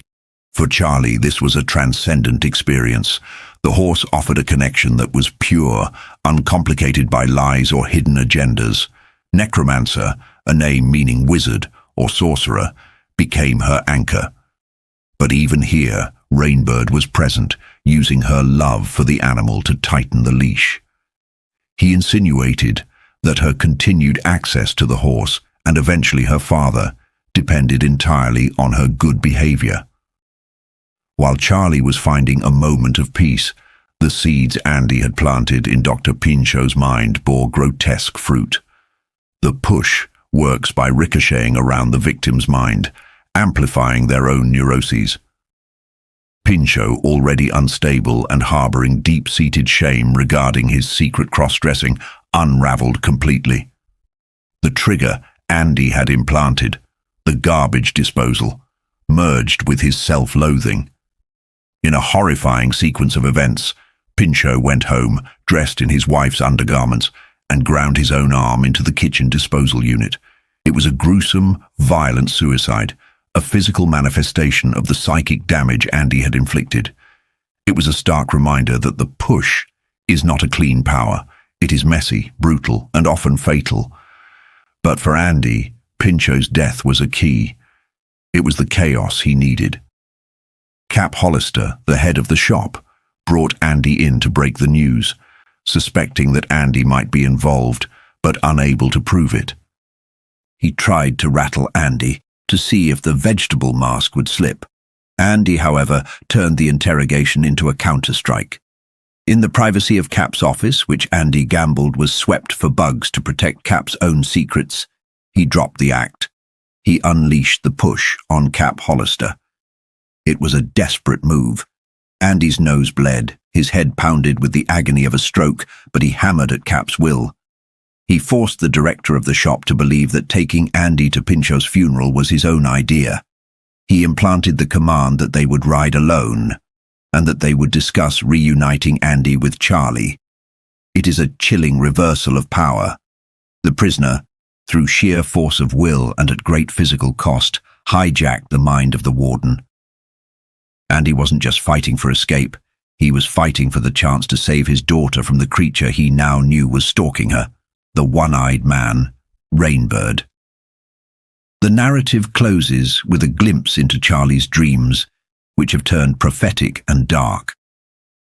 She dreams of riding Necromancer through a forest. The ride is exhilarating, a blur of speed and wind, but the woods are burning behind her. The fire is hers, and she is outrunning it, seeking the light, seeking the ocean where she imagines she and her father can live in peace. But the dream ends in betrayal. As she breaks into the clearing, the light is blocked by a silhouette. At first her heart leaps thinking it is her father, but the figure is too tall. It is the dark shape of the man she trusts, the man who gave her the horse. The silhouette draws a gun, and the horses begin to scream. This dream sequence serves as a potent thematic summary of the entire situation. The fire is Charlie's power, dangerous but a source of freedom if she can outrun the destruction. The woods are the shop, a trap she is speeding through. And the silhouette is the ultimate tragedy of her young life. The realization that her Uncle John is actually the angel of death, waiting at the end of the road to extinguish her light. As she wakes, shivering and cold, hugging the memory of the horse, the viewer is left with a profound sense of dread.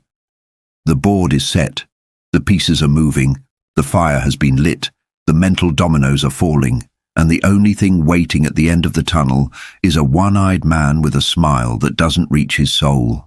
The smelter of creation. We begin in a room that was once a sanctuary. Until recently, this space served as the non-denominational chapel for the shop, a place of quiet reflection amidst a compound dedicated to the weaponization of the human mind. Now, the pews are gone, stripped away to make room for a cathedral of a different sort, a cathedral of physics and terror. The walls, once meant to house prayers, are now lined with asbestos batting and heavy-gauge tempered steel. It is here that the shop intends to push the limits of their most volatile creation, Charlie McGee. The symbolism of this transformation is stark. The spiritual has been gutted to accommodate the scientific, yet what occurs within these steel walls borders on the supernatural. In the center of the room stands a cinder block wall, and facing it is a small 8-year-old girl in a denim jumper and rugby socks. She looks harmless, a picture of childhood innocence with her blonde pigtails and velvet bows. But the digital temperature readouts tell a story that defies biological reality. The test, captured on film, moves from the mundane to the catastrophic in the blink of an eye. The temperature spikes not by degrees, but by orders of magnitude. We are witnessing the terrifying efficiency of pyrokinesis. The cinder block wall does not merely catch fire. The mortar runs like molasses, and the blocks themselves explode, vaporizing into a cloud of superheated dust. The sensors scream past 7,000 degrees before failing. The sheer thermal output overwhelms the industrial air conditioners, turning the room into a furnace that rivals Death Valley. This is the pivotal moment where the shop's understanding of Charlie shifts from curiosity to existential dread. The scientists are no longer studying a phenomenon. They are standing on the precipice of a force they cannot comprehend. A memo from Brad Hayek to Patrick Hochstetter, the psychiatrist managing Charlie, underscores this newfound terror. The data is baffling. Charlie's blood pressure remains normal. Her metabolic rate is that of a child reading a book. She burns almost no calories while generating temperatures that rival a nuclear detonation. This breaks the laws of thermodynamics as we know them. If she isn't burning her own energy to create this heat, she is acting as a conduit, a lens focusing energy from somewhere else. Hugh, a man of science, is reduced to theological trembling, referring to the girl as a crack in the smelter of creation. He fears not just for the facility, but for the stability of the universe itself. He suggests, with the heavy heart of a father, that she be neutralized. The psychological landscape is shifting as violently as the physical one. Charlie is no longer a passive victim.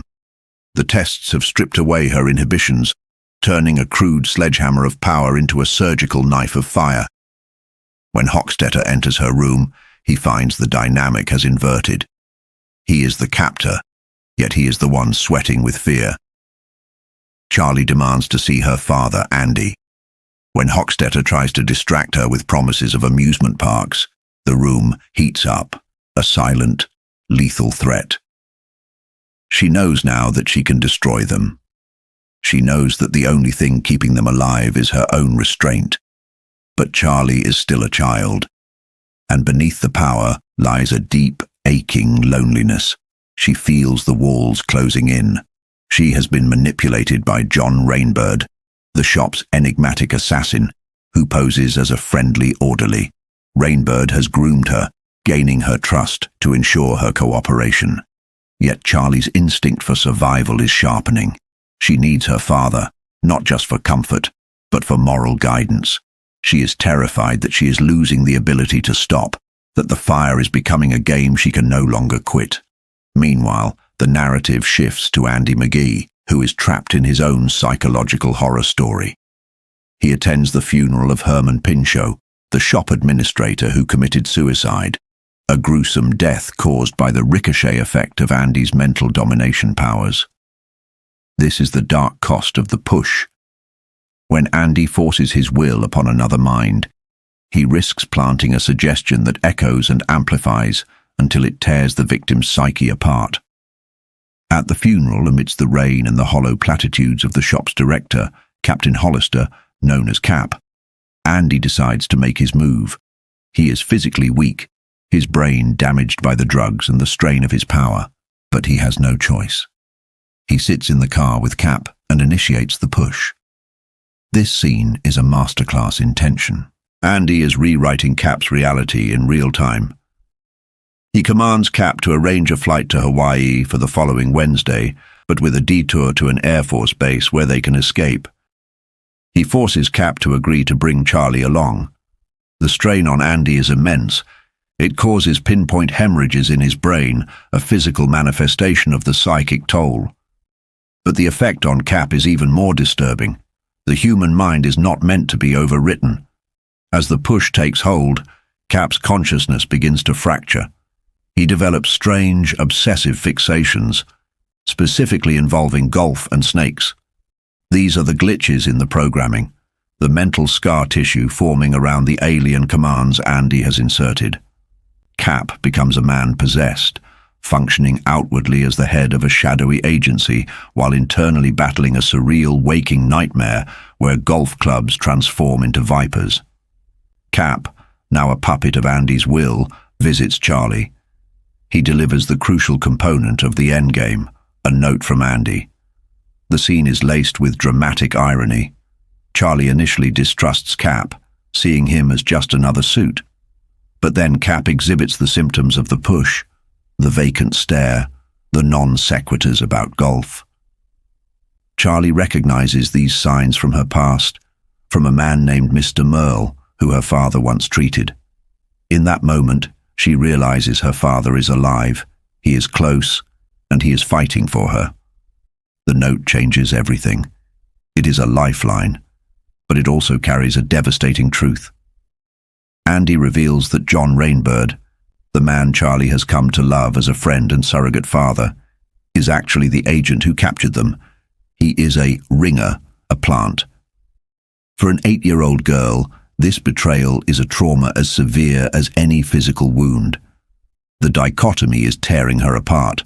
Logic dictates her father is telling the truth, but her heart desperately wants to believe in the scarred, gentle man who cleans the floors. This internal conflict is the crucible in which Charlie's childhood finally burns away. She is forced to navigate a world where affection is a weapon and trust is a trap. The narrative spirals toward the inevitable confrontation. Hochstetter, monitoring Charlie, watches in horror as her subconscious rage manifests during sleep. The water in her toilet bowl boils simply because she is near it.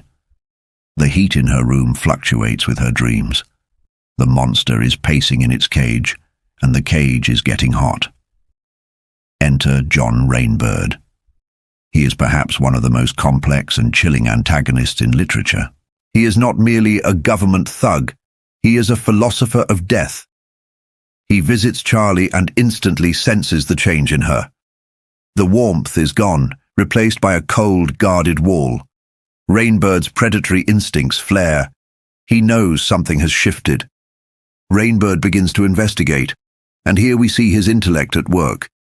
He reviews the surveillance tapes of Cap's visit to Charlie. He spots the anomalies, the strange pauses, the passing of the note, the bizarre talk of golf. Rainbird is not susceptible to the bureaucratic blindness that plagues the rest of the shop. He goes to the computer, the cold digital brain of the operation, and begins to ask the right questions. By cross-referencing Andy's history, the suicide of Pinchot, and Cap's erratic behavior, Rainbird deduces the truth that the machine could calculate but not understand. Andy McGee has regained his power. He is running Cap Hollister. Rainbird's reaction to this discovery is not panic, but amusement. He respects the game. He realizes that Andy has orchestrated an escape plan, intending to fly out of Andrews Air Force Base. Most men in Rainbird's position would sound the alarm, lock down the facility, and crush the rebellion. But Rainbird is not like other men. He is obsessed with Charlie. He views her as his endgame, his angel of death.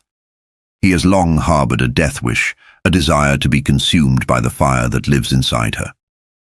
He cancels his own orders to leave the base, manipulating the computer to cover his tracks. He decides to let the escape attempt proceed. Why? Because he wants the confrontation. He wants to look into Charlie's eyes when she fully unleashes her power. He wants to waltz with the Firestarter.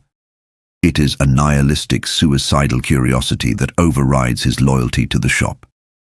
He clears the board, allowing Andy and Charlie to move toward their reunion, not to save them, but to ensure that when the explosion comes, he is standing at ground zero.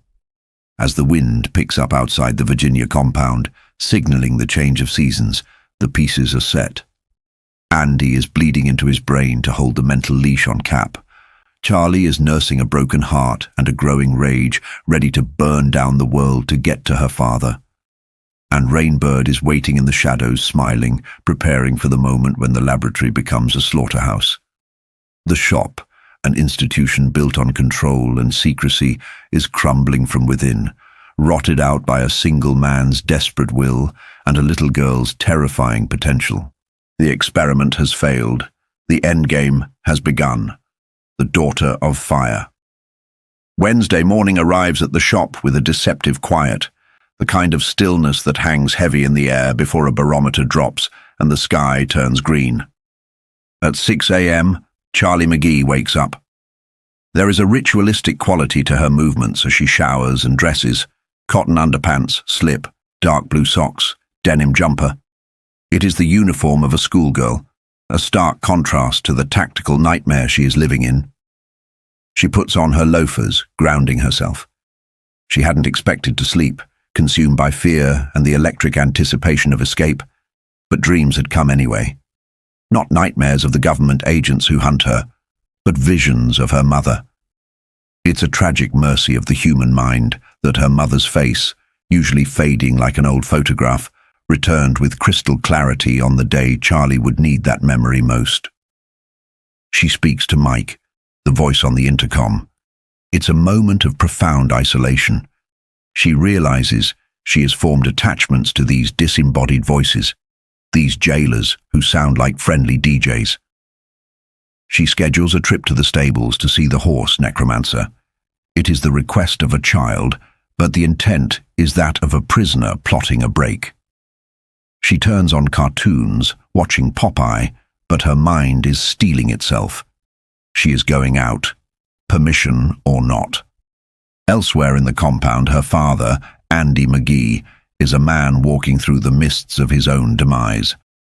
His sleep was jagged, pierced by visions of Charlie headless and spouting flame, a subconscious manifestation of his guilt. He knows the end is near. The shop has presented him with papers to sign, a bureaucratic absurdity where they ask a man to inventory his personal effects before they dispose of him. There is a Kafkaesque humor to it, signing for keys he will never use again. He packs slowly, his movements thick with the drugs they've pumped into him and the psychic toll of his own power. He no longer fantasizes about revenge against John Rainbird, the assassin who betrayed them. Andy just wants it to be smooth. He wants the peace of the void. The only spark left in his ash heap of a soul is the hope of seeing Charlie one last time. John Rainbird, however, has not slept. The assassin is playing a complex game of deceit. He has feigned a departure for San Diego to lull the facility into a false sense of routine, but he is waiting. He is obsessed with Charlie, not merely as a subject, but as an angel of death. He views her through a twisted spiritual lens, waiting for her to usher him into the afterlife. He positions himself in the stables, clearing out the staff. He is the spider in the web, and the stable, smelling of dry hay and impending violence, is his trap. And then there is Cap Hollister, the head of the shop. It is fascinating and horrifying to witness the psychological disintegration of a man who deals in secrets. The stress has cracked him. He is consumed by phobias, specifically a terror of snakes. He checks his car, his office, trembling at the thought of vipers in the dark. It is a regression to childhood trauma, a sign that the moral rot of his profession has finally eaten through his sanity. He is a hollow shell, twitching and staring, barely holding together as he prepares to escort Andy to his doom. At 1:45, the players converge. Don Jules escorts Charlie to the stables. Rainbird watches from the loft, invisible, a voyeur of the unfolding drama. When Charlie dismisses Jules, the tension spikes. Jules tries to bully her, but Charlie's power is simmering close to the surface. She heats the water in a bucket until it steams, a warning shot. Jules, sensing he is out of his depth, a rat confronting a dragon, retreats. Rainbird reveals himself. This is the moment of betrayal crystallized. He speaks to her from the shadows, admitting he tricked her, but twisting the narrative. He claims he mixed up the truth to keep her alive. It is classic manipulation, the abuser trying to bond with the victim even as the trap closes. He invites her up to the loft, urging her to end the uncertainty. There is a seductive pull to his nihilism. Charlie, exhausted and terrified, almost climbs the ladder. She wants the pain to stop. But Andy bursts in. The bond between father and daughter shatters Rainbird's hypnotic spell. Andy sees the man with the eye patch, the pirate of his nightmares. Rainbird holds the high ground, his silenced pistol trained on them. He offers a sadistic choice. Charlie can come to him, or he will put a bullet in Andy's brain. He creates a false dichotomy, promising safety for Andy in Hawaii if Charlie complies. But Andy McGee, despite his drug-addled haze, detects the lie.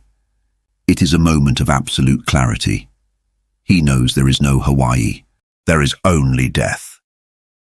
Andy prepares to use the push, his psychic ability to influence minds. He knows it will likely cause a blowout, a cerebral hemorrhage that will kill him, but he has no other currency left to spend. The catalyst for the apocalypse is absurdly small. Cap Hollister, standing broken and twitching in the background, spots a coiled green garden hose. In his shattered mind, it is a snake. He screams. That scream changes history. Rainbird's concentration flickers. The predator flinches. Andy seizes the microsecond. He screams for Rainbird to jump and shoves the command into the assassin's mind with every ounce of his dying strength. Andy feels something snap in his brain, the blowout. Rainbird is hurled from the loft, his leg breaking upon impact, but his instincts are too honed. Even falling, even in pain, he retains the gun. Rainbird fires. The bullet splinters wood near Andy. He fires again. This time he strikes true. Andy's neck erupts in blood. Charlie's scream is the sound of a world ending. She rushes to her father, but Rainbird, lying prone and broken, smiles. It is a grotesque expression of love. He wants her to look at him as he kills her, to take the image of her death with him into the dark. "I love you, Charlie," he croaks and pulls the trigger. But the bullet never reaches her. Charlie's power, fueled by grief and pure instinct, intercepts the lead. It doesn't just stop the bullet, it vaporizes it. The energy surges outward, uncontrolled and terrified. It hits Rainbird. The description of his death is a testament to the raw, thermal fury Charlie commands. He doesn't just burn, his flesh ripples like wax, melting from his bones before the bones themselves char and crumble. The assassin gets his wish. He meets the god of fire, but he is erased from existence in the process. The stable begins to die. The heat ignites the hay, the wood, the air itself. Horses scream in their stalls, a sound that pierces the chaos, echoing Charlie's own internal agony. The shop's alarms begin to blare, signaling condition bright yellow. Andy is fading. He holds his daughter, blood spilling from his mouth. His final words are not a plea for peace, but a directive of war. He realizes that mercy has no place here. If Charlie is to survive, she cannot be a victim. "Burn it all down," he tells her. It is an absolution. He takes the weight of the sin upon himself, so she can do what is necessary. He kisses her and dies. Outside, the incompetence of evil displays itself. The shop agents, panicked and confused, see movement at the stable doors. They open fire, but it is not the girl. It is the horses, fleeing the Inferno. The agents slaughter the animals in a frenzy of fear. It is a senseless, brutal waste that strips away the last remnant of Charlie's restraint. She sees the massacre. She hears her father's voice. "Make them know they've been in a war." Charlie McGee steps out, and she brings hell with her. She's no longer a little girl. She's a conduit for pure energy. Trenches of fire race across the grass, seeking out the men who killed the horses. She skews her head, and agents are engulfed in flames, turning into screaming torches. Don Jules, armed and firing, is struck by a bolt of force so powerful it is likened to a wrecking ball. He is incinerated mid-air, a kinetic execution. The destruction becomes systematic. Charlie targets the infrastructure of her imprisonment. She looks at the plantation house, the facade of gentility covering the torture chambers, and sets it alight. Windows burst. Ivy turns to veins of fire. An armored limousine charges her, a symbol of technological might, but she melts it into a glowing slag heap, the driver consumed within his metal coffin. She turns her gaze to the main house, the headquarters. She pushes. The building doesn't just catch fire, it disintegrates. The chimney rises like a rocket, while the structure beneath it is atomized, sending typewriters and chairs hurling through the air like shrapnel. It is a dismantling of the bureaucracy that destroyed her family, reduced to flying debris. The fence, the electrified perimeter that held them, is next. She melts the chain link, shorting out the system in a cascade of purple sparks and exploding insulators. The guard dogs, driven mad by the voltage and the noise, turn on each other or die in the sparks. Charlie is a storm, but a storm needs to ground itself. The power is spiraling, feeding on itself, threatening to consume her if she doesn't release the excess pressure. She turns to the duck pond between the houses. She pours the fire into the water. The sound is deafening, a hiss that drowns out the screams of the dying and the roar of the flames. She boils the entire pond. It is a display of elemental dominance, turning a body of water into steam in seconds to save herself from burning up from the inside out. As the steam clears, the silence returns. It is the silence of a battlefield after the artillery has stopped. The sun hangs in the sky, indifferent. Charlie sits in the grass, mourning her father, mourning the horses, mourning the loss of her own innocence. But she is alive. A tough, mute survival instinct pulses within her. She stands. The compound is a smoking ruin. Bodies litter the perimeter. The survivors are wandering like ghosts, shock-blasted and incapable of action. Charlie climbs the fence. A man warns her about the dogs, oblivious to the fact that she is the apex predator now. She ignores him. She climbs over the gate, careful not to catch her loafers in the mesh. She lands on the outside. Free. She encounters a woman with a broken arm, a survivor of the panic. The woman recoils, calling Charlie a witch, blaming her. For a moment, Charlie tries to help, her childish instinct to comfort bubbling up. But the woman's rejection, her hateful fear, hardens Charlie's resolve. She refuses the guilt. "None of it was my fault," she screams. "They brought it on themselves." It is the final truth of the narrative. The shop created the Firestarter, poked the Firestarter, and murdered the Firestarter's family. The ashes behind her are their doing, not hers. Charlie turns away from the cringing woman. She crosses the road and steps into a field of high hay and timothy, silver white in the October sun. She doesn't know exactly where she's going, but as she walks into the tall grass, vanishing from the view of the ruin she created, one thing is certain: they will never catch her again. The girl who walked alone. The smoke from the burning of the shop had barely cleared before the machinery of the American government began to spin its web. In the fragments of news that reached the breakfast tables of a waking nation, the truth was surgically removed and replaced with a palatable fiction.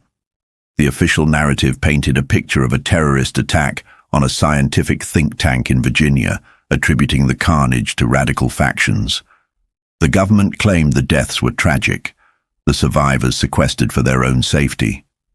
John Rainbird, the lethal government assassin who had obsessed over Charlie McGee, was reported dead, either by accident or suicide, amidst the ashes. The news anchors spoke of a double agent who died trying to save horses, a bitter irony given the cold-blooded reality of the man. It was a perfect cover-up, a story designed to have a beginning, a middle, and an end, satisfying the public's hunger for narrative while burying the horrors of Lot 6 deep beneath the soil of bureaucracy. But there was a loose end, and her name was Charlie. Inside the reconstructed corridors of the shop, the chaos of leadership had shifted. A new director had taken the chair, a woman with none of the scientific curiosity of her predecessor, Cap. She was cold, pragmatic, and ruthless. To her, Charlie McGee was no longer a subject to be studied or a weapon to be harnessed. She was a liability to be erased. The psychological profile of this new administration was stark. They didn't care about potential. They cared about containment.